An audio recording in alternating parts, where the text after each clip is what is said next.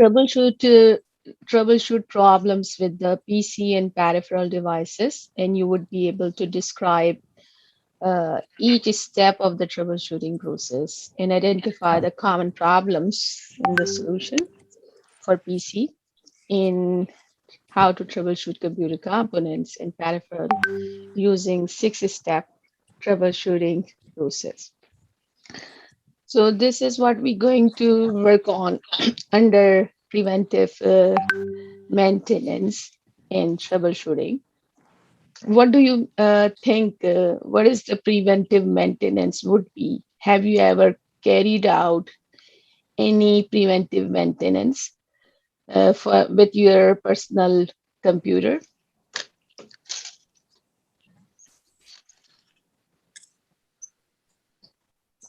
Yes. Any thoughts? No idea? I'm clearing unnecessary space. Clearing unnecessary space. Anybody else?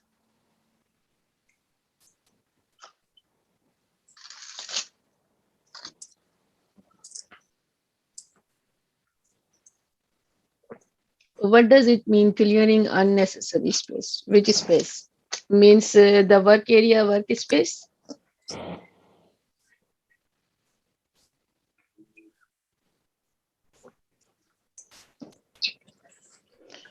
That's Ma'am, it is called a that regular statement is maintenance. Regular maintenance. Okay. Yes, you can term it as a regular maintenance. What precautional um, steps you perform in order to avoid any big problem, in order to like your system should be keep working normally.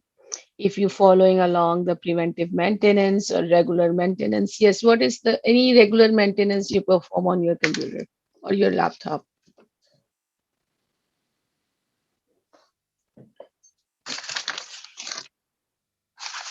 Any regular maintenance you perform on your computer or laptop? memory replacement of worn out parts. Replacement of worn out parts. Yes, that would be under troubleshooting. Yes.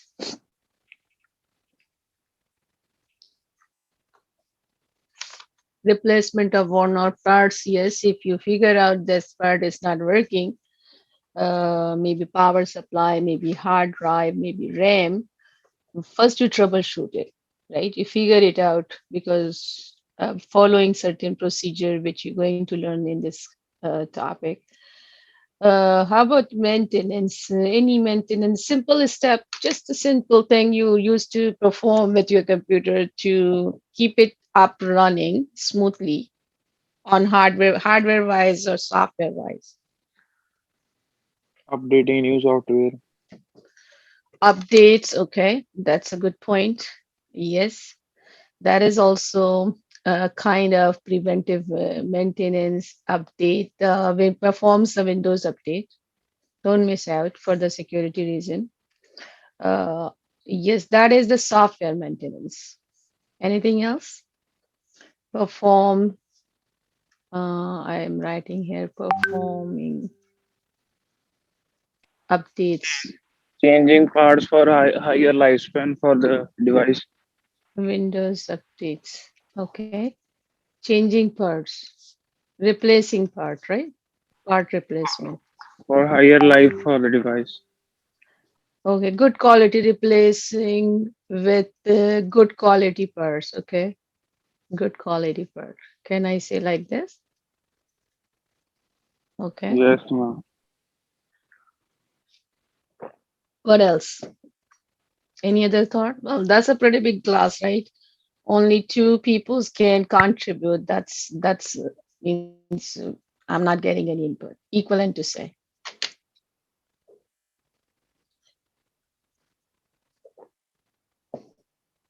So nobody perform any preventive maintenance. It means that how long you have been working with computer, how older your system is, how older your system is, your computer system. What's the age of your computer?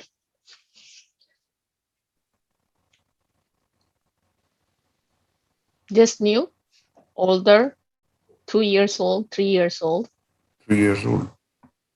3 years old. Okay. So it's running smoothly. So you didn't do any maintenance, anything else for 3 year with 3 years old computer. Regularly clean fans and also I replace RAM slots. thermal paste twice.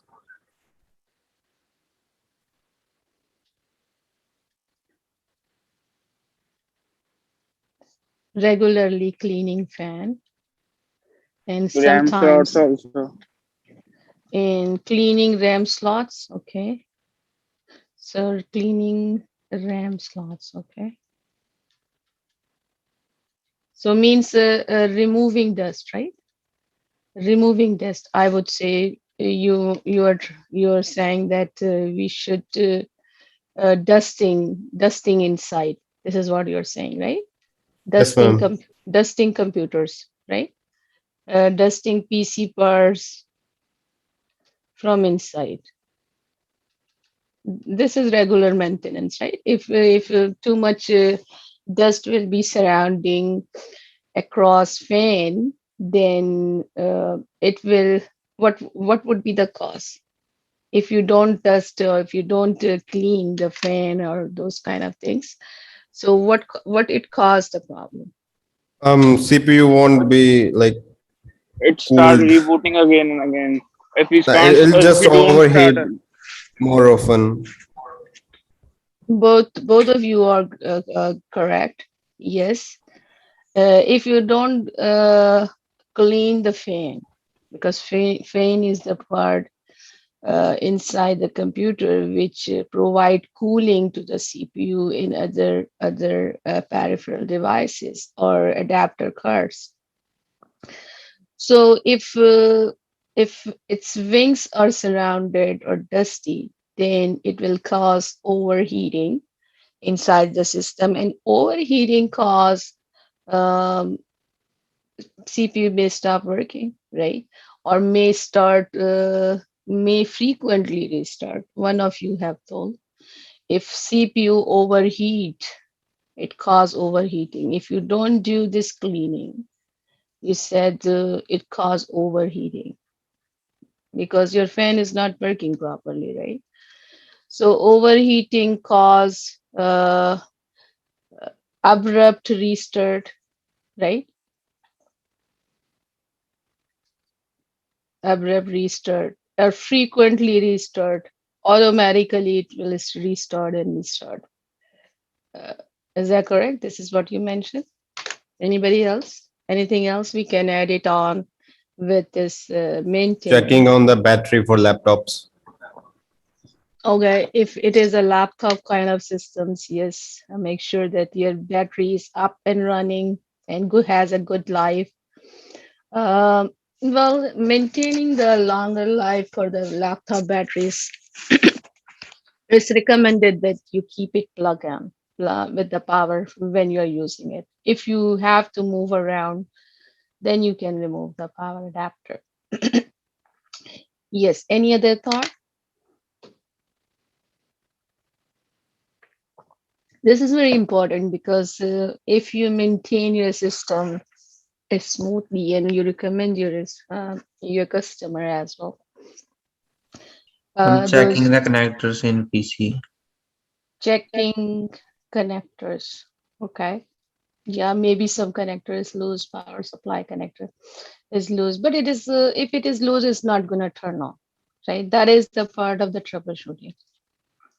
If you try to run your computer, it doesn't respond, and something happened wrong. And first thing you check is the power cord. That's the uh, basic troubleshooting step, right? Because maybe power cord is loose or you forgot to turn on the system. Yes. Anything else you can would like to add it up here?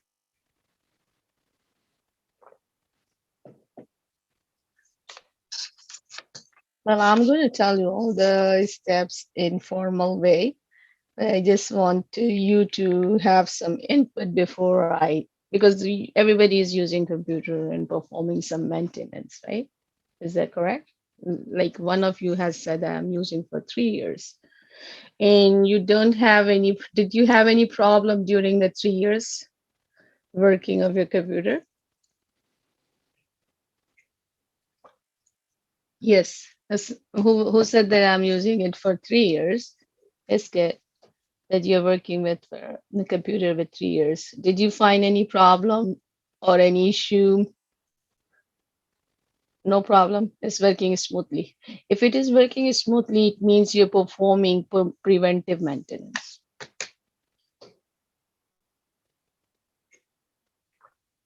Okay, this is in term of hardware. Any preventive maintenance in term of software?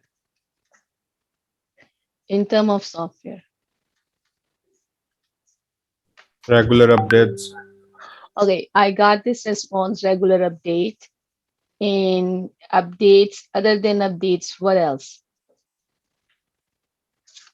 Running antivirus programs. That is very good, Bhavesh. Running, check if there isn't some malware or some intruder or some bad programs installed on your computer. So run antivirus, right? Regularly, at least once in a week, especially when the computer is in use in for journal purpose, like in classroom setup, where you connect to different different classes, right? And you download different contents from different resources. So you should be checking antivirus. You should be running antivirus. Yes. Anything else? Clearing unnecessary data. Very good. Do the clean cluttering inside the computer. Hard disk space. Have some more clean your hard disk. Unnecessary program install which you're not using. Maybe you install it 2 years back and but it's not using anymore. So uh, uninstall or clean unnecessary data. Yes. Prevent overcharging the laptop. Uh, cleaning unnecessary data. Okay. Uh, what else? Prevent overcharging the laptop. Overcharging. Overcharging laptop means once it is charged, you mean that you have to dismantle the power cord. Yes, ma'am. I think it's better But to it keep. won't work as smoothly as it's on charging. Yeah, it's better keep it connected when you're working if you don't have to move around. I think it enhance the battery life. Um, there are a bunch of tools inside the Windows operating system, which you can use for preventive maintenance as well for software preventive maintenance. I think this is pretty much a good thought I received from you peoples, and let's see what I have to tell you and more suggestion with respect to hardware preventive maintenance and software preventive maintenance. Well, first we consider what is the benefits of preventive maintenance. So it reduces the potential hardware and software problems in computer downtime and repair cost. Because if you are performing regular preventive maintenance, you avoid any big problem which may stop your computer working. So preventive maintenance basically improve data protection, extending the life of your component, and improve equipment stability. So hardware preventive maintenance, as most of them you have mentioned, like removing dust from fan, power supply, from internal, you said from computer, from RAM. RAM means like from any computer inside, right? And peripheral devices, not only RAM. And also cleaning the mouse and keyboards and display, check for the secure and loose cable, right? So if any cable are loose or unsecure or cluttered cables, so you check it out and fix it. Because those are the small things, anybody can do that, right? But the way how would you perform, that's also important. It doesn't mean that we need to clean the dust and we put our system inside the washing machine to clean it up, right? It doesn't mean that. So there are some procedure we have to follow, which help us to increase our system life and performance. Uh, Preventive maintenance plan are developed based on the least at least two factors. One is the computer location or environment. Well, if your computer is located or customer computer is located in a dusty environment, such as construction site, then it requires more attention than an office environment.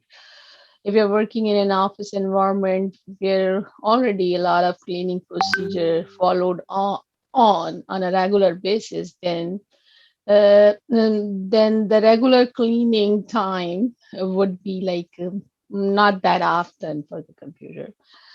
So, how often, what is the application of your computer? How do you use it, or how your customer use your computer, their computer? Maybe if the computer is using in high traffic networks, such as a school network, uh, like you are connected right now, it might require additional scanning and removal of malicious software and unwanted files. Correct? Excuse me.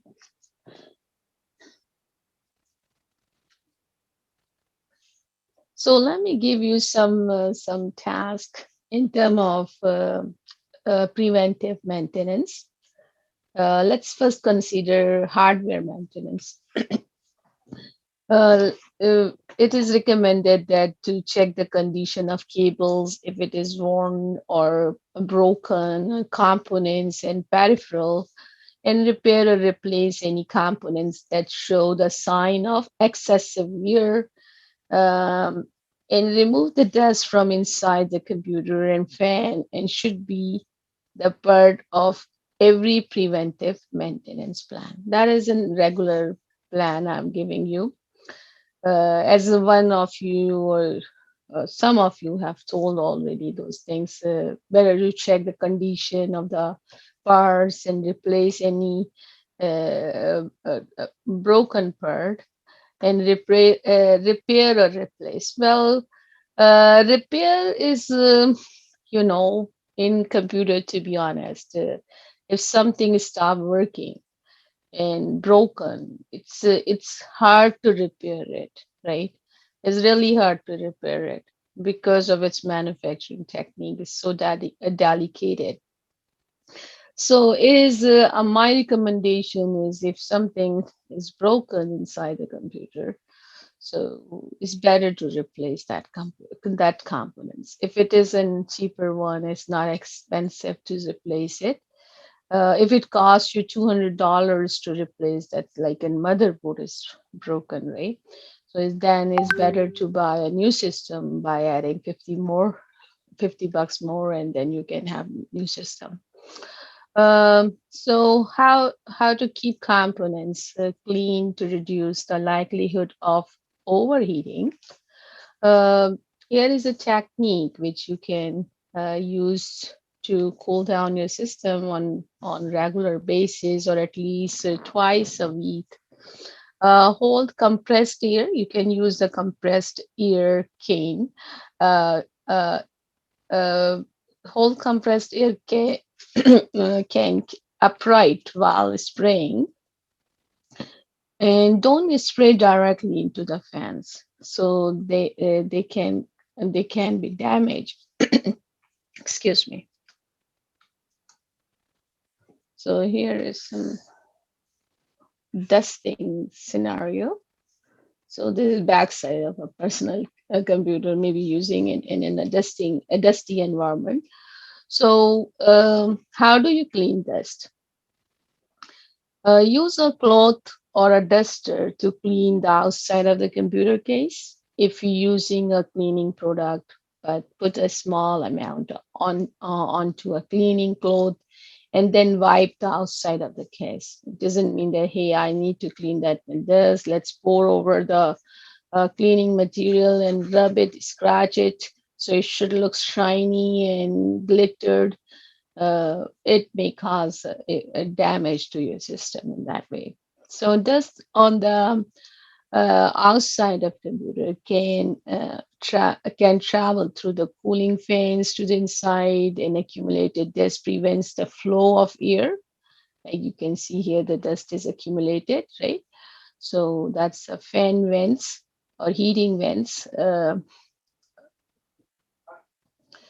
So accumulated dust prevents the flow of air and reduce the cooling of components. So hot components are more likely to break down.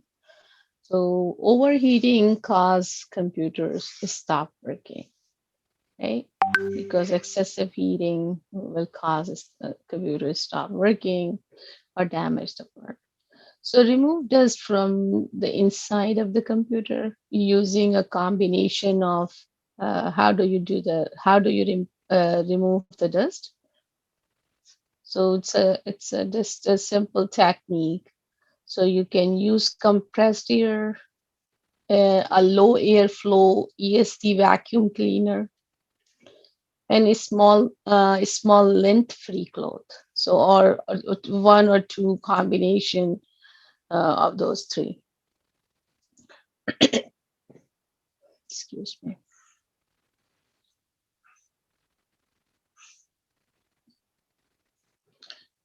A basic checklist of components to inspect for dust and damage includes the CPU, heatsink, and fan assembly is working properly, RAM modules, storage devices, adapter cards, cables, power devices, keyboard, and mouse. So just check and see if there is any dust surrounding those parts, right? So you can use one or two of those techniques or tools, compressed air or vacuum cleaner, ESD vacuum cleaner, not the one which you use it to clean your home carpet, and a small lint-free coat. This is about hardware preventive maintenance. So how about operating system maintenance? So environment is important. You know in which room temperature. What is the room temperature where you are operating your system? Right? Is it an optimal operating environment for a computer is clean, free of potential contaminants, and within the temperature humidity range is specified by the manufacturer. So you would see this information. What is the recommended operating temperature, a room temperature, room temperature, or operating temperature? Where you can find this one? As you're working with your assignment too. And under species also give you the temperature range and operating temperature range. And also you can check it inside the BIOS. BIOS also provides the room temperature information and the recommended temperature for CPU. All right. Question. No, ma'am. So you have been following some of them, some of preventive maintenance, right? Yes, ma'am. So Yes, as ma'am. Yes, uh, ma'am. as I got this input from a small group of peoples, I encourage most of you to participate. It helps, rather than you try to remember uh, the most formal definition or most formal way.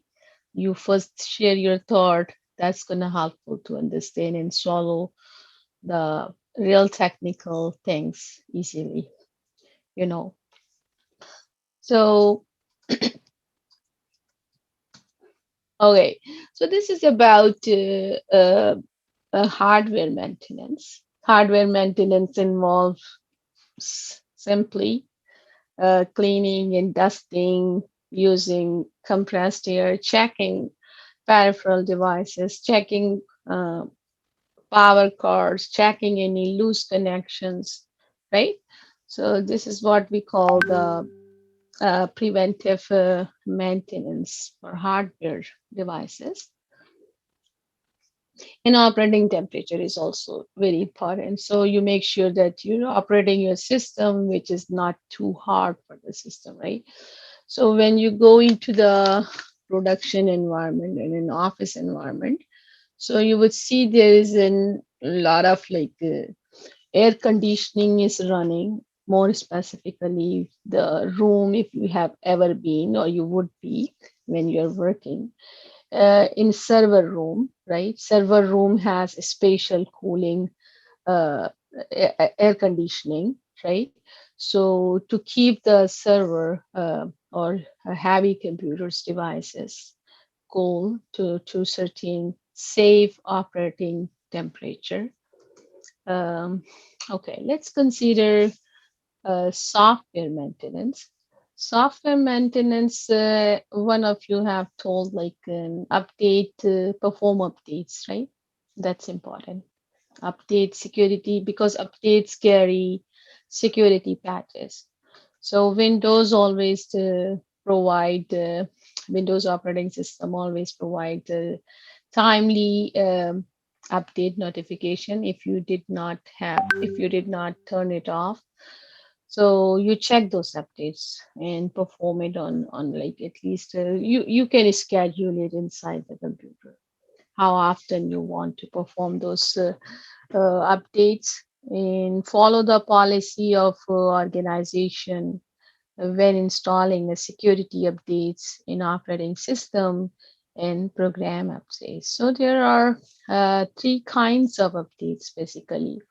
One is the security updates, another is the operating system update, and then the program update. You're running a Microsoft Office, for instance, and this need to be updated to the new version so you can work with the advanced feature of that particular application. Then so check the organization if it allows you, if you're using the organization computer, it allows you to perform those updates on regular basis. So create a software maintenance schedule to review and install appropriate security software and driver updates. Have you ever performed the driver updates and you know how to do that? Where do you look for driver updates? In device manager, ma'am. Mhm. Device manager under properties of this PC. Very good. So this is the device manager is a place um, which helps you to check your driver's version, right? If it is older, you can update it. And if you perform an update and it stops working or creates some problem, sometimes it happens when you perform a driver update or security patches updates or program updates. customers start complaining, hey, my computer stopped working now since the time or it becomes more slower. Maybe that updates requires also some hardware updates beside those software updates. So update the virus definition files and scan for the viruses and spywares. Remove unwanted or unused program, as one of you have told. Unwanted program and unused information, so you can clean it out. So scan hard drive for errors and defragment hard drive. Have you ever defragment hard drive? No, Excuse me. ma'am. Any of you No, perform? ma'am. Really? So any of you have performed hard drive check? How do you do that?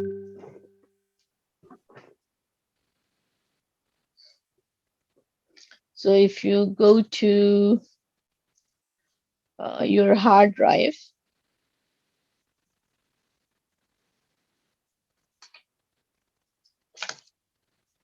and you can go to hard drive from here as well, right? You can go to the disk management utility as well, right? So disk management utility also help you to perform some cleaning operation, or you can go to hard drive,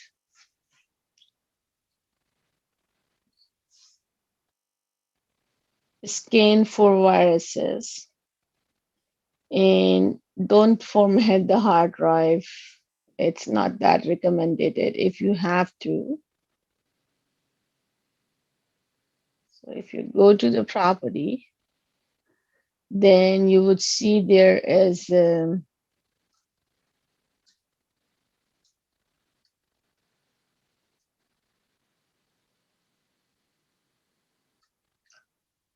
uh, tools. So optimize and defragment drive. So if I hit this one and check for error, so that will start scanning my hard drive, right? That's a tool in built-in tool of Windows operating system. So it scans for the error, any critical error or boot error or any problem. So you can check it out using this check tool. In optimize tool, basically uh, it helps you to defragment your hard drive. Defragmentation means fragmentation as happens inside every hard drive. So optimize once you optimization is going to take a long time, so I'm not starting the optimization, but my optimization is regularly checked, right? It is, I had scheduled it on the weekly basis. So once you start optimization through this tool, is start checking the fragmentation status on your hard drive. Fragmentation is a problem which happens inside the hard drive because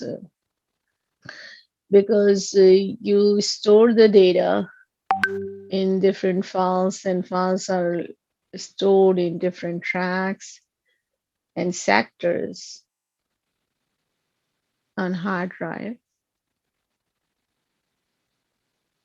Those are the tracks and sectors.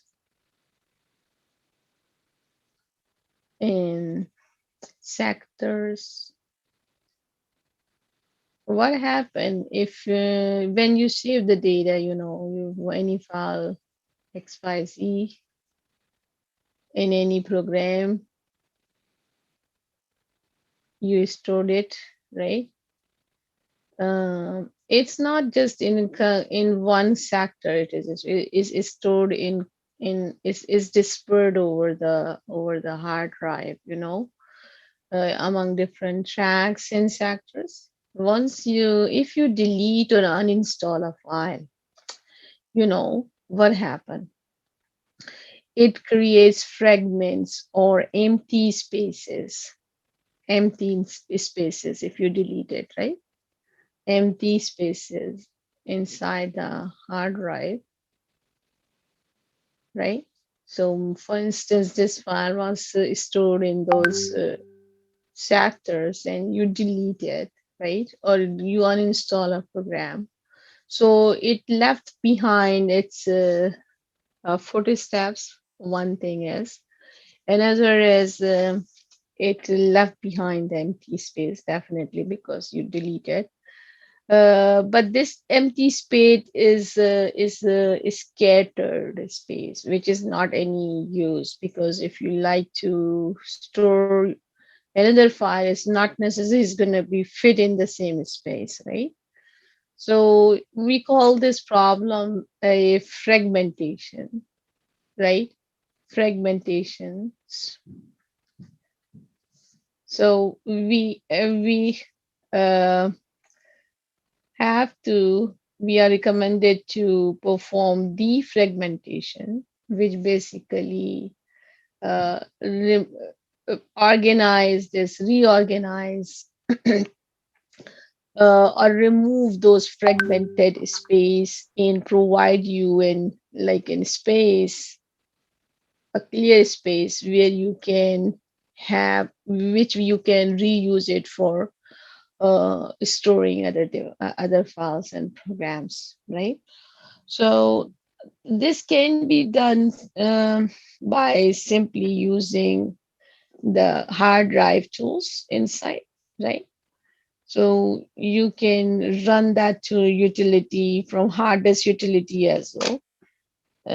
I'll tell you in operating system parts where what other tools are available other than this one, right? This is the one which you can use, or you can also work with the security options, who can access this hard drive and etc. etc. All right, so question if you have so far.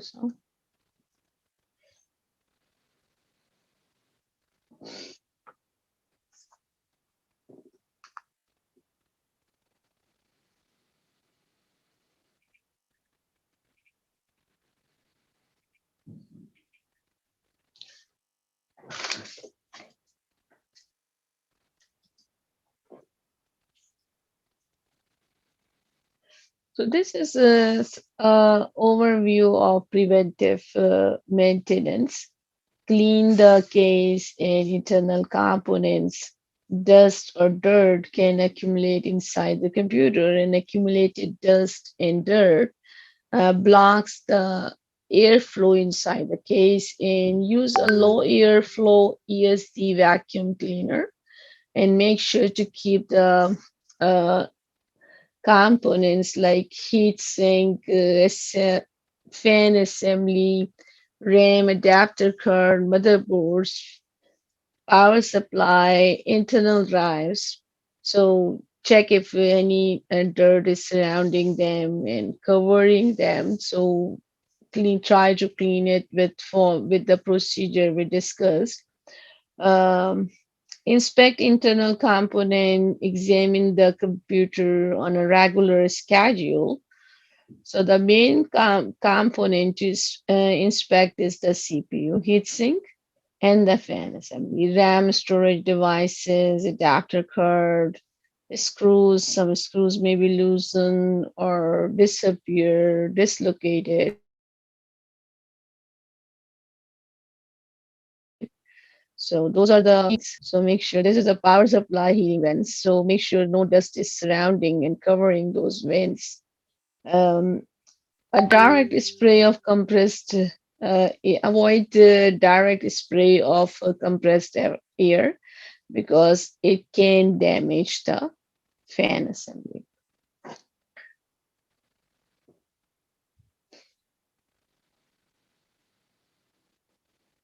So environment concern, remember. So what is the working environment of your computer or customer computer? Computers should not be operated in harsh environment condition due to their mobile nature. Laptops, like we can move around with the laptops, as most of the things are online. Some people's take their laptop to anywhere they're going, so I can attend the class from, for instance, from any environment, working environments. They're working, or there's some people are working in factory setup or some other environment. So they take the laptop with them and they try to attend the classes from that environment, which is not recommended.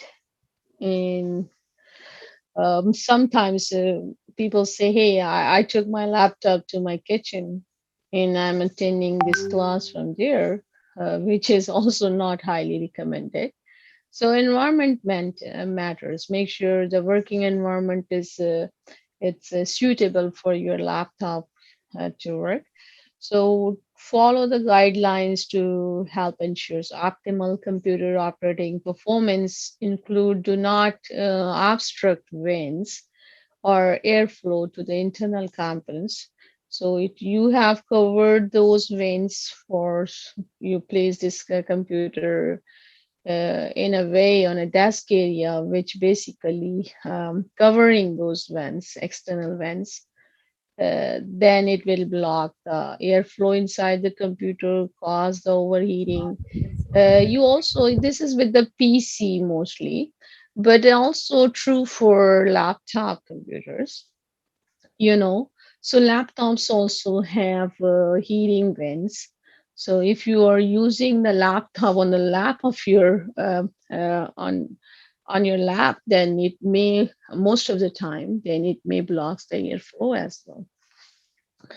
So keep the room temperature between 45 to 90 degree Fahrenheit or 7 to 32 degrees Celsius, and keep the humidity level between 10 and 80%.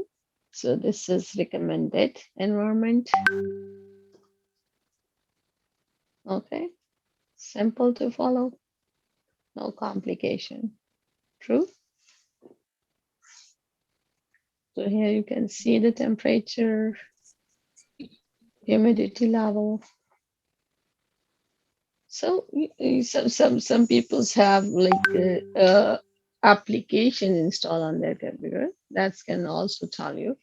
Also, the one of the applications you're working for your assignment is also give you this information. All right. So that's all about preventive maintenance of yours, of a personal computer, or some of them also apply to the laptop computer. But okay, question if you have from your more specifically from the assignment.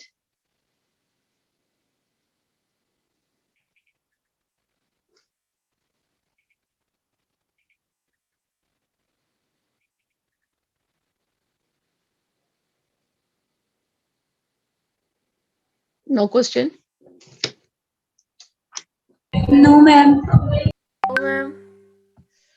All right.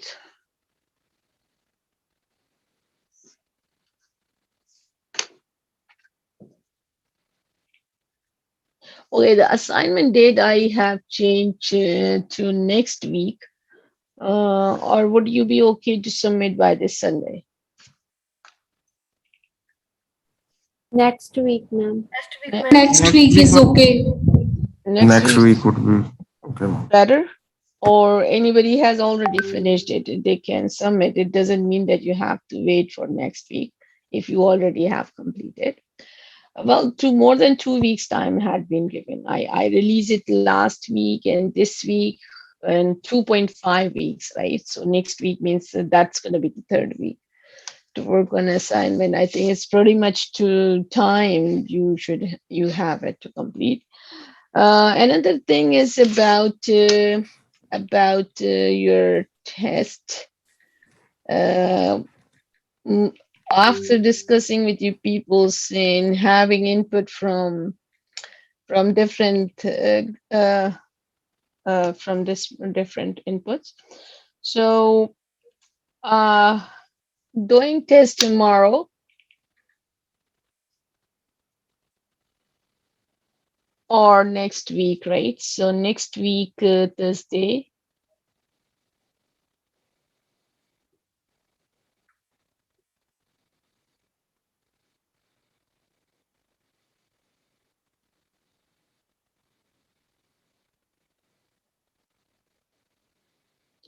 So this is what I concluded after having discussion with you peoples.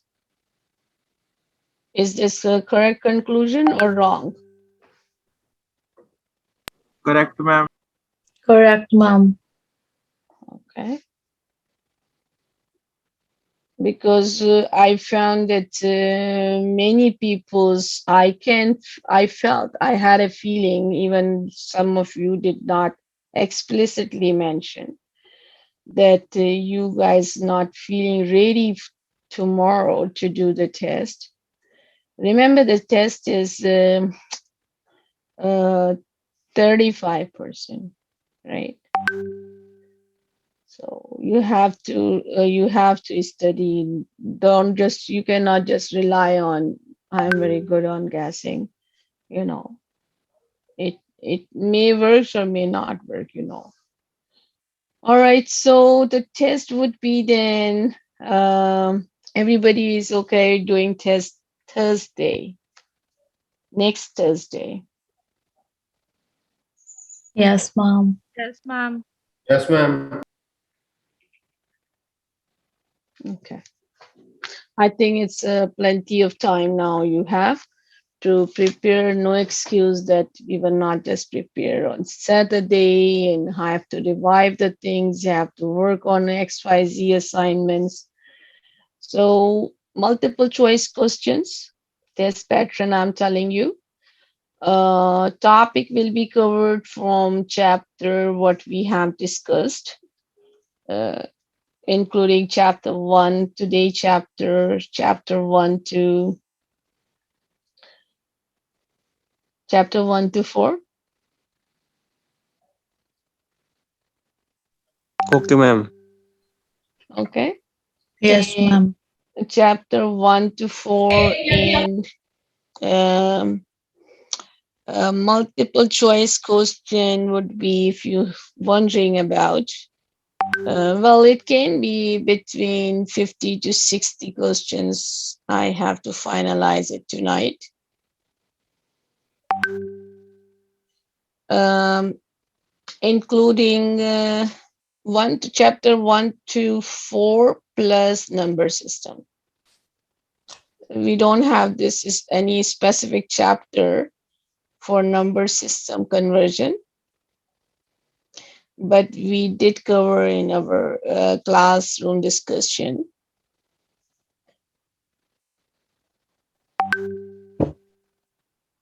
So binary, hexa, in octet or octal number system. So those are the three things we discussed and learned how to convert from one number system to another, and what is the application, why do we use those number system inside the computer, right? What is the reason of learning? There is a reason to learn something. If you don't know the reason, then why I'm learning those things, then learning becomes difficult. So try to figure out first reason. The reason is you need to on your certificate, you need to uh, uh, you need to get better working opportunities. Yes, those are the like big aims. But working inside, once that's a decision you already had made and you joined this program, but working on a particular topic in particular can't answer, that's another thing. You need to know why, what is the importance of this, right? So, so try to figure it out and revive it, practice, and those multiple choice questions will include your number system as well. Or you want me to give them like in separate questions where you can show the calculation, all those kind of things. Then you, what do you think? Would it be better to ask in multiple choice question, or you Yes, ma'am. think? MCQ, please. Yes, ma'am. Yes, ma'am. MCUs. MCQ is better, ma'am. Yes, even to ma'am. MCQ even is best, madam. even for number system conversion? Yes, Yes, ma'am. ma'am. Yes, MCQ, ma'am. please. It's Yes, better. ma'am. Yes, Yes, ma'am. ma'am.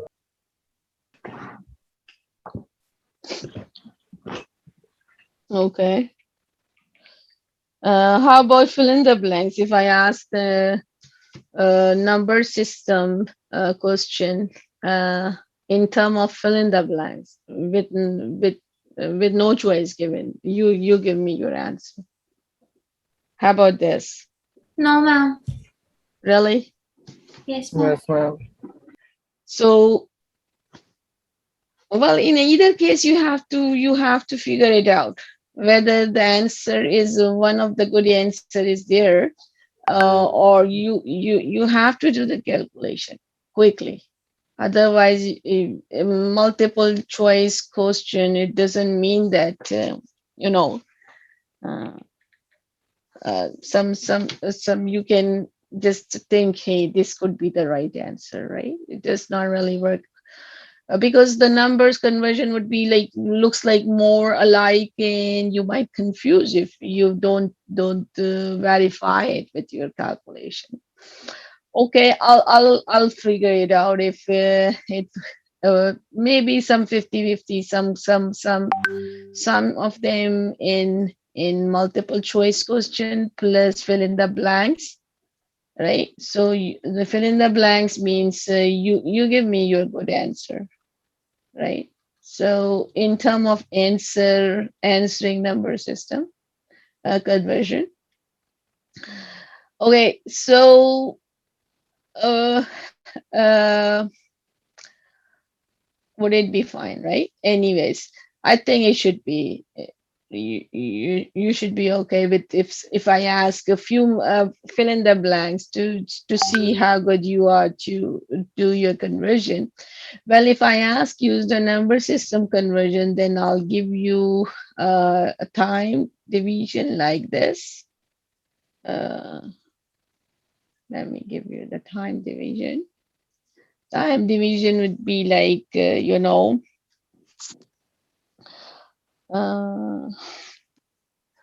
for instance, if I'm asking you to pick the correct answer for any from chapter 1 to chapter 4 discussion, uh, or from chapter 1 to chapter 4 topic, so you can see what those topics we discuss in our course learning outcome or sectional specific outline, etc., etc. So uh, time division, let me, okay, 1 minute is good to answer No, each ma'am. multiple choice question.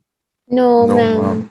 It would be like that. No, I'm not gonna give you the extra, super extra time. But ma'am, we need to think something about that to give the right answer because ma'am, Yes, sometimes answer took some time to. yes, the time is constrained, knowing thing and answering at the right time. Those Ma'am, are two different. 1.5 minutes would be the better. Well, Yes, ma'am. can you listen me? Yes, ma'am. When I was telling yesterday, some people raise the concern if we are cheating or someone is cheating, that is your fault, Yes, right? ma'am. We And don't want to cheat. yeah, so Yeah. how do we control? This is the simplest technique to control the cheating, and it works from my experience. So Okay. Giving you the extra time uh, allows the people who love to cheat, right, or relying on cheating to check different resources. So if you know the answer, it takes a few seconds to respond, right? Because the test time is not an exploration time. But Remember. ma'am, Okay. sometimes we have to read the question Yeah, the twice for answers, the yes, answer. that will be in English, right? In not in an in like in complicated English or like Yes, ma'am. kind a philosophical kind of English. Simple language, right? Simple language, as simple as I'm using in the classroom environment, right? So that will be the simple English language in which can easily be read in solo, in answer, and reading time is you divide in five, half of the minute to read your question and half of the minute. Once you read the question, the answer would be right there. That's the only thing. You don't need to do the like in overthinking to answer. So 50 questions would be then 50 minutes. And then a conversion, number conversion, yes, you may require more time to answer the number conversion questions. For instance, if I give you 10 questions for number conversion, uh, for different two from each of them, you might be thinking, I'm going to finalize it tonight anyways. So you can have 2 minutes per question then, right? Okay. So this for number conversion. Would it be fine? I think so, right?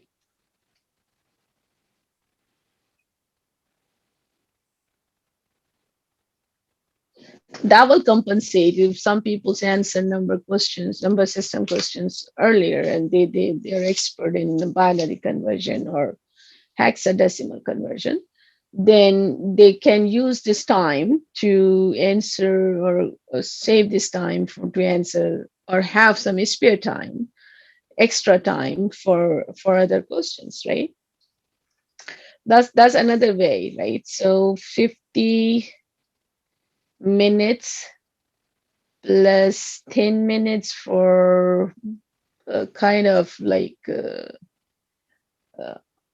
um, calculation questions or conversion plus 10 minutes, right?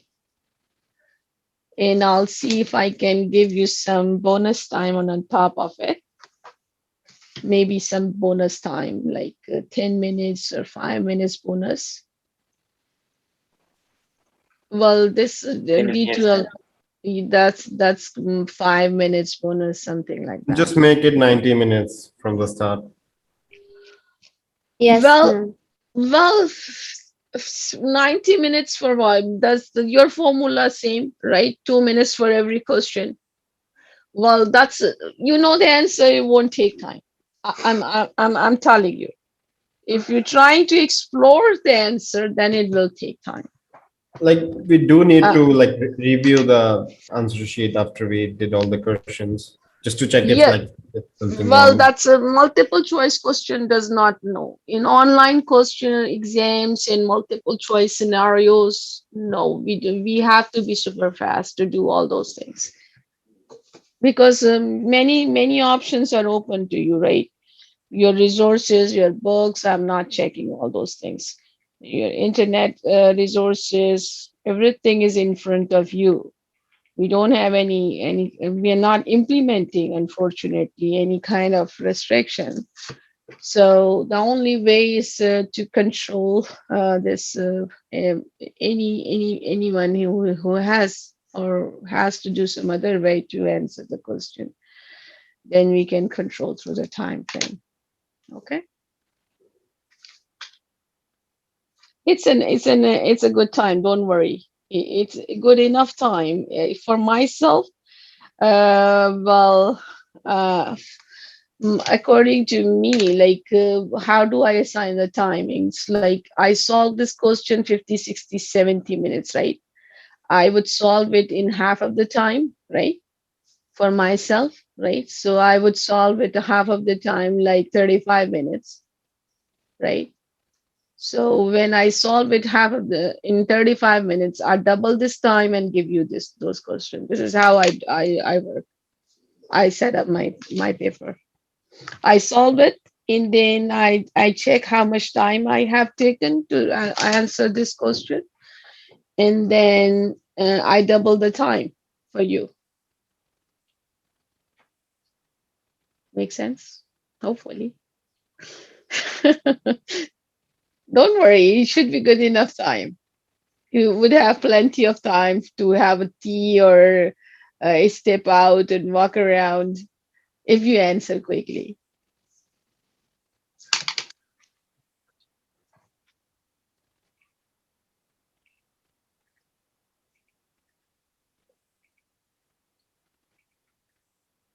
Okay, one second. Let me see if I can share you some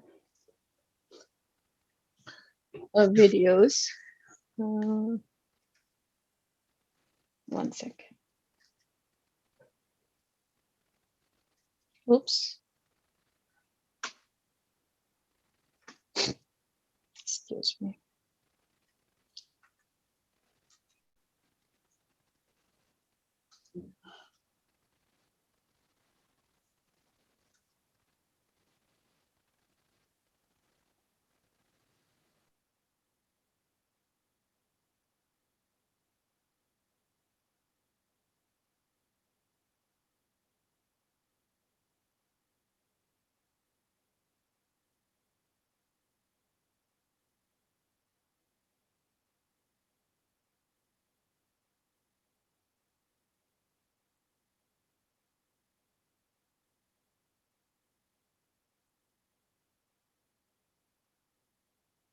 Just once, 1 minute. I'm just trying to open something for you, which to share some videos with you, right? So it may take 1 to 2 minutes to find out on my computer.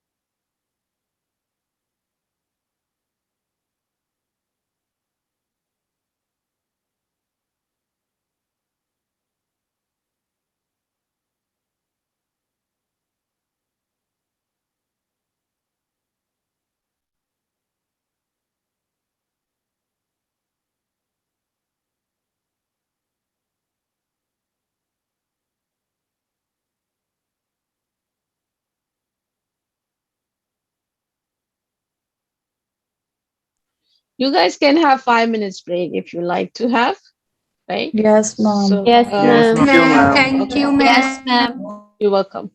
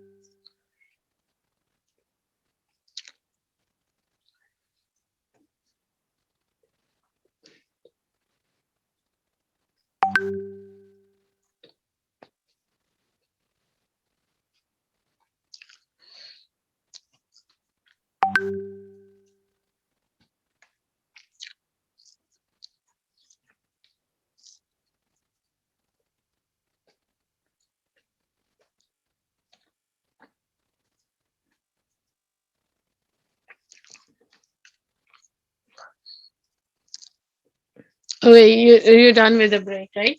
So I'm going to share some video with you, how to assemble and disassemble a computer.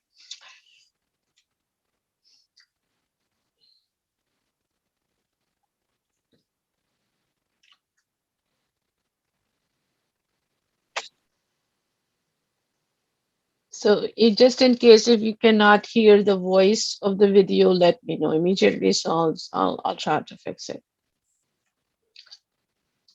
Can you believe it? We're here to disassemble a perfectly good and working computer. But that's how we learn, and that's how we're going to practice becoming the best IT professional. Let's get started on disassembly. To begin, I'm going to power off the computer. Then I'm going to disconnect the power cable from the power supply. Commonly, we like to depress the power button and hold it down for a little bit longer, and that'll get rid of any excess power on the system. On the back of the computer, now we can remove all these video and audio cables, mice, and keyboard. Also, I'll unplug my network cable as well. Network cable, mouse, key. I can remove the audio cable, and then even my video connector. The computer is completely unplugged, and now we're going to lay it on its side, and we're going to get to the internals. So remove the mouse and keyboard to make it easy. When I get the computer on its side, I can remove the screw on the back. You can either do this by hand or use a screwdriver if you need. Then we can slide the case cover off. We'll start again on the inside. With my case opened up and laying on its side, we get to start with our hard drive. My solid state hard drive is mounted right here. We're going to zoom in on that and we're going to disassemble. First, what we're going to do is take off the SATA power connector, which is right here. We can safely pull that straight back and disconnect. Then we have the SATA data connector, which I can also pull and disconnect. At this time, I can now unscrew that hard drive and we can pull it right out of there. I'll take that corresponding screwdriver with the correct bit and we'll remove these screws that are holding it on.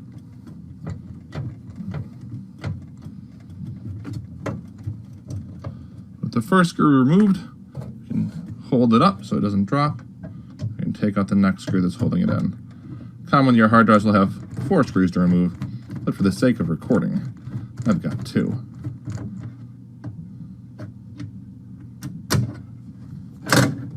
Hard drive is out, and the screw is removed. So at this point, we're going to continue on and we're going to do the optical disk drive. The optical disk drive is up here at the top of my case, so we'll zoom in on that next, and we'll remove it. So let's continue on and remove this optical drive. Now this is the best view we're going to get in this tight space. We've got the power supply here. We've got the optical drive right next to it. So what we're going to do here is remove the SATA power connector from our optical drive, which is this one. I can grab it with my fingers right there and pop it out. And right behind that, we have the smaller SATA data connector. So I'm going to remove that as well. So just grabbing it and pulling it straight out as well. So the power and the data is now disconnected from this SATA optical disk drive. We've got a couple things to get it out though. Number one is I've got 2 screws, which you can see one here and one here, that we need to remove. So we'll remove those 2 screws. As we're removing these 2 screws, I want you to think about something. The power supply is right behind this optical drive. And we've got this optical drive that was screwed in. Which way is this optical drive going to go to get out of our case? Is it going to go back into the power supply? Or are we going to pull this thing out the front? That's the conversation that you got to have when you work on these cases. So for us, screws are out. Optical drive is ready to go nowhere. What we're going to need to do is turn this case so the front is facing up, and we need to pop off the front plastic of our case. Let's do that next. So that optical drive needs to move. It's not going anywhere. It's not going back, and it's not going forward. So what we need to do is pop off the front plastic part of our case. I've got 3 of these over here, and there's 3 on the other side. I'll show you this. All I do is pull them up. As I pull them up, I can push that case forward, and I can pop off this front cover. And now, ding, when the thing is popped off, what I can do is take this optical drive, and I'm going to push it from the back. Look at that. It's going to slide right out for me. Optical drive out. Let's continue on and go through more components of disassembly. So let's continue, and we're going to remove the power supply. In order to do this, we need to disconnect it from the motherboard. Up here at the top, you can see I have a 24-pin main power supply connector to my motherboard. It's got that little lever right there. We're going to pull that back and pull this thing straight up off the motherboard. I'll get my hand in there, put my finger on that little lever, and then I'm going to grab it and pull straight up. Got it. There you go, with the lever and all. You can see that clip on there. We're not done yet, though, because we take a closer look inside this case. We see that there's this other ATX CPU power connector. You may not have this on the board. It really does depend on your computer. But this one also has a little lever. This lever you can see right down over here. So let's zoom in on that, and we'll get this one removed as well. So we're zoomed in, you can see it better. It's a 4-pin right there, and we see that it's got that little clip on it as well. So I'm going to reach my hand in there and try to not to obstruct the camera as best as possible, which is not easy because there's a very small space to work in here. And I'm going to grab that thing, and I'm going to put my thumb on that lever and pull straight up, and we got it. That's the 4-pin ATX CPU power connector. It gives us extra power to the board for our components. So we're good on the power disconnects. We're going to zoom out a little bit, and we're going to take out some adapter cards and finish off our disassembly. We've got one adapter card here, and that's our video card. And we're going to remove this thing. In order to remove it, what I need to do is take off this. What is this? This is going to be our mounting bracket. When I remove this mounting bracket, it will allow us to actually lift up and pull out this graphics card. So I'll take my screwdriver, and we're going to grab that screw on that mounting bracket, and we're going to unscrew it, like so.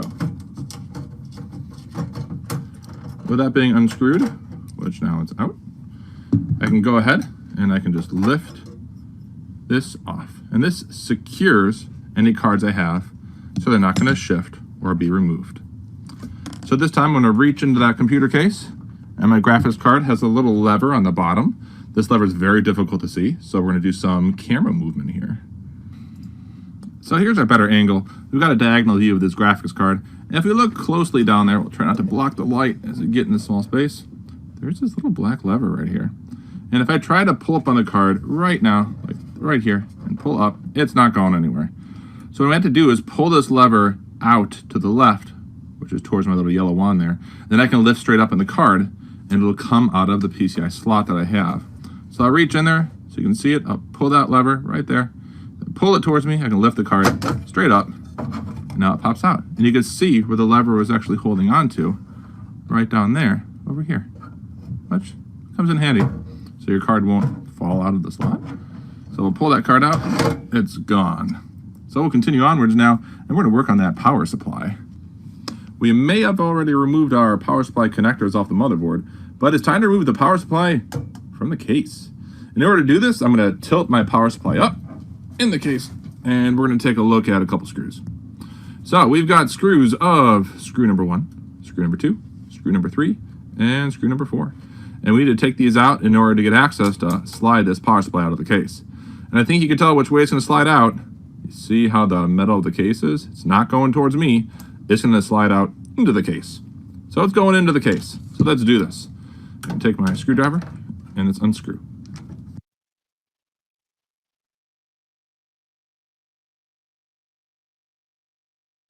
This is that moment where you stop, and you make sure it's not going to fall literally into the case at a vertical angle. My power supply here actually has a lever, and the lever I'll show you in a little bit is down below, and that's keeping the power supply locked in. So even now it's not shifting when there's one screw left. Now that's not going to be common for every single computer case, so keep in mind, for you it might be a good time to hold on to the power supply as you take out your last screw. I can do the same because you've already seen the other ones in video. So the last screw is out, and take a look. My power supply is not moving. It's still locked, and that's because of another angle with the video I'm going to show you. If you look closely, down here at the bottom corner of my power supply, right over here, that's a locking lever. That is preventing my power supply from moving into the case. So all I have to do is take my hand, I'm going to depress with my thumb on that lever. See how it moves? You push down, and the case is going to be able to allow our power supply to come right out, and there it goes. So we're going to remove the rest of the connectors, and we've got these front panel connectors inside of here. I've got one for audio off the front panel. I've got one for USB. And I've got another one for the front panel power, as well as going to be a power LED, reset switch, even a speaker for BIOS. So all we need to do is just take on these and lightly pull them straight up. And there goes our audio. There goes our USB. And lastly, our front panel connectors for our power button, reset button, speaker, and more. Next, we need to get the memory out, which is going to be our RAM, our random access memory, which are two memory chips here. You see them right here and right here. So we're going to zoom in on those. We're going to take a look at how to remove those from our computer case. Now that we've located and we've zoomed in on our two RAM modules, we're going to release the locking tabs on both of the memory modules on the motherboard, and that's on both sides. After that, we can gently lift each of these out of the motherboard slots, and we can place them on our anti-static mat for safety. So I'll go ahead and I'll pop the one locking lever, so you can pull it down. Do the one on the other side, which is small case, and I can lift that RAM module out and put it on our mat. I can do the same thing for the second module, pull down the locking levers, and then lift that card right out. Awesome. At this time, we're finished with our disassembly. There's always more that we could take out, but due to the fragile nature of our remaining items, I've got a CPU with a CPU heatsink and fan, and I've got the motherboard itself with the case fans. This completes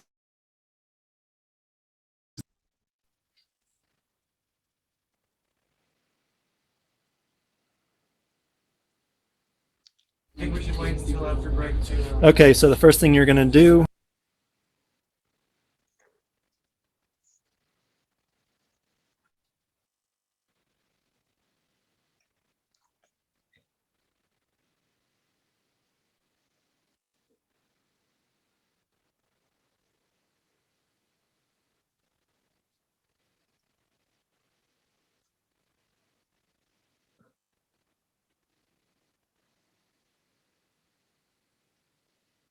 Okay, so how was the video?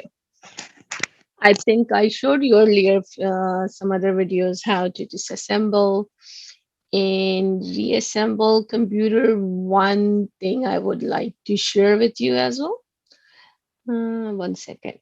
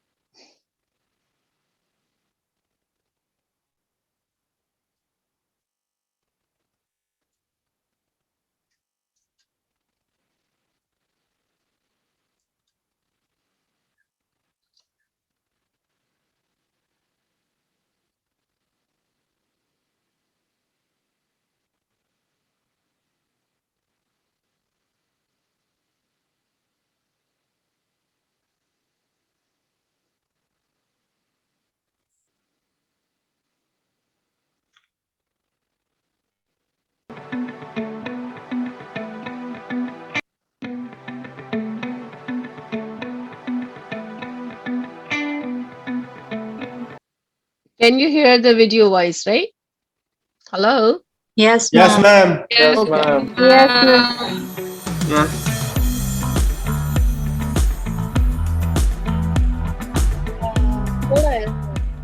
So, you've decided to build a PC?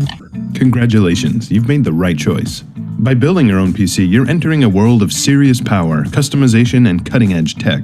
Whether you bought your parts individually or got them all at once in one of Newegg's pre-selected kits, you've come to the right place. This video will walk you through all the different parts you'll need to assemble a typical PC build, and will teach you what you need to know to go from a bunch of freshly opened Newegg boxes to a fully operational PC battle station. Before we get started, here are a few important things to remember. First, it's a good idea to research build compatibility before moving forward. If you're purchasing one of our PC build kits, you don't have to worry about it. We've made sure everything is compatible. When it comes to that actual build, never force anything. For the most part, these components are pretty tough, but if you get the feeling something isn't fitting right, double check. Look online for more information on the specific part you're having trouble with, and carefully examine the pieces that are supposed to be fitting together. This should keep you from accidentally breaking any of your new hardware. Next, keep your workspace clean and organized. It's easy to lose screws and small pieces, and keeping everything close at hand and easy to find will make the process much easier. Finally, keep your build unplugged while you're working on it. These parts are designed to be safe, but precautions never hurt. Only plug in power when you're ready to turn it on, and when making adjustments, don't touch anything inside your case without unplugging first. With all that out of the way, let's get to building. It all starts with the motherboard. This is the component that brings everything together.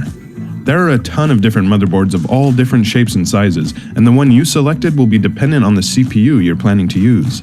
The primary distinction between different motherboards is which CPU brand they support, Intel or AMD. Both are fine choices. You just want to make sure your motherboard and CPU are compatible.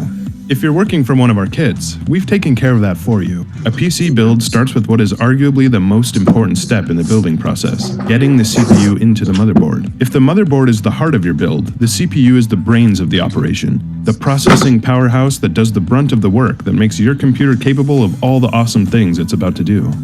It's also one of the more fragile components, so it's good to be careful with this one. To avoid damaging the CPU, do not touch the golden contacts on the underside of the processor. Properly handling your CPU should look something like this. Do that, and you'll be good to go. To install the CPU, first open the socket by unlatching the latch like this, and reveal the contacts. Again, try not to touch those, as you want to make sure they aren't bent. Your motherboard might look a little different depending on your CPU, but the process is similar for every board. Just get the latch up and get those contacts exposed. Next, you're going to want to look closely at the socket. You should see a corresponding indication on the motherboard and the CPU. Both Intel and AMD have tiny triangle indicators that show you the right orientation for the part, while Intel has an additional set of notches to make it even more clear. Carefully place the CPU in the socket, oriented correctly, until it's resting flat in its natural habitat. Do not force it in, just make sure it's flush and flat. It should look and feel right, with no corners hanging out or crooked lines. Next, you're going to bring the latch back down and the metal casing with it. Some CPU sockets have a cover that pops off when the CPU has been installed. Just keep it in the box in case you ever want to replace your motherboard. You might have to push down a bit hard for this part, but as long as your CPU is seated correctly, that's okay. With that latch down, the CPU should be snug and secure in place. Again, your CPU and motherboard might look a little different than what we have here, but the process is essentially the same. All done? Congrats! You've completed the most important step. Now let's move on to keeping that powerful little piece of tech from overheating. We do that with CPU coolers, of which there are two different types. Air cooling, meaning fan-based, and liquid cooling, which means, you guessed it, liquid-based. Both have their strengths and weaknesses, but either one will work to keep your CPU cool and happy. It's hard to show you exactly how to install your specific cooler because there are quite a few variations in brands and installation procedures, but most will require you to install a plate on the back of the motherboard and will need to be attached from the front. That's why we're doing this now instead of after the motherboard is in the case. Before you start your cooler installation, you're going to want to make sure you have space for your RAM. You should be able to tell by placing the cooling unit roughly over the CPU. If it's blocking your RAM slots, which look like this, you might need to get a smaller cooler. Before we actually attach the cooler, we need to apply thermal paste to the CPU. This silvery substance allows heat to transfer properly between the two metal surfaces. Too much thermal paste and you'll stifle the transfer. Not enough, and not enough heat will get through. The amount you're looking for should be between the size of a grain of rice and a pea, placed right on the center of the CPU, like so. When you finish installing the cooler, it'll push down on the paste blob and evenly disperse it across the surface of the CPU.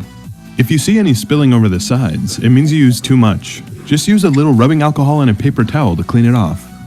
You can see an example of us installing coolers here, and the main principle should be roughly the same. This is where instructions come in. Your CPU cooler will come with everything you need to complete the process. If you stay organized and follow every step, you'll have the cooler correctly attached in no time. Next, you're going to want to plug the cable from the fan into your motherboard's fan header to make sure it has power. Some higher-end motherboards may have headers that say things like CPU optional or AIO pump. These are mainly used for custom water cooling purposes. The cable to connect your cooler should have 3 or 4 holes and match to a 3 or 4 pinned port near the cooling unit that says fan header or something similar. If you have a fan-based cooling system, that's it. You're done installing the cooler. If you're using an all-in-one or AIO liquid cooling system, there's one more step that will come up later in the build process. But either way, for now, it's time to move on. Next up, let's get some storage in there. This is an M.2 drive, aka a super fast solid state drive or SSD. An M.2 drive plugs directly into the motherboard and doesn't require a cable like traditional hard drives or SSDs. It varies by motherboard, but you're looking for a slot that looks like this or this. It might be hidden underneath a heatsink as well, in which case you're going to want to remove it. Next, you're simply going to slide the M.2 drive into the slot. You should be able to tell which direction it's supposed to go based on the indentation in the contact point of the drive. It should slide in easily, and though it might be at a weird angle due to resistance, that's nothing to worry about. Some drives may require an extra part called a standoff, which should be included. Make sure it's in there tightly, and if you're using a vertical orientation, follow the additional steps in the instructions with the drive to finish the installation. Now, let's move on to RAM. Whether you have 4 sticks of memory or 2, the installation process is going to be roughly the same. To keep your hardware clean, avoid touching the metal contact points while handling the sticks. First, you're going to want to take a peek at the RAM slots. There should be a break in the lane, either closer to the bottom or the top. Check out the contact points of the RAM. Do you see that corresponding break? You're going to line them up so they match, then slide the RAM into the slot.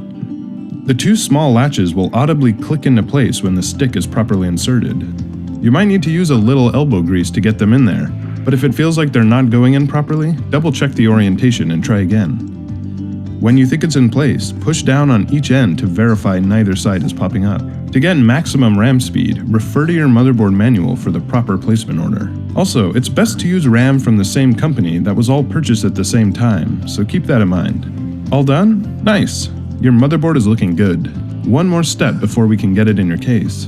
The input-output shield, or I/O shield, is used to protect the build from static and to keep evil dust out. It's easy to forget this important step, and having to take the entire motherboard out is a pain, so let's make sure to put it in right now. It'll vary from motherboard to motherboard, as every board has different port placement, but the one that came with your motherboard is the one you're going to want to use. Line it up with the ports on your motherboard so you know the correct orientation. Then, you're going to pop it into the case right here. You might have to really push it, but you're going to want to make sure it's in there real good. Once the I/O shield is good to go, it's time for your motherboard to move to its new home. Cases come in all shapes and sizes, so again, yours might look very different. The fundamental design of most cases is the same though. First thing, you're going to remove the thumb screws that allow you to take both of the side panels off and show off your case's interior.